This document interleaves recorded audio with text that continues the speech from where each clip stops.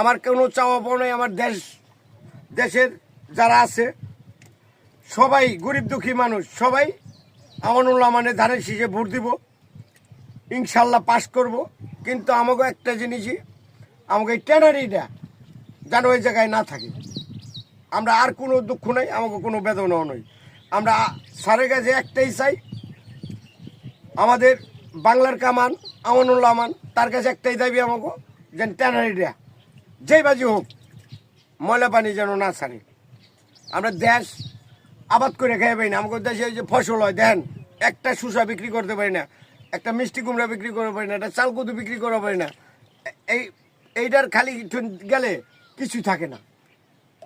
আর কি বলুম, বলার কিছু নাই, এই বললাম। আল্লাহ যেন সবারই সুস্থ রাখে এবং ভালো রাখে। আল্লাহ পাক রব্বিল আলামিন। আসসালামু আলাইকুম। আলহামদুলিল্লাহ।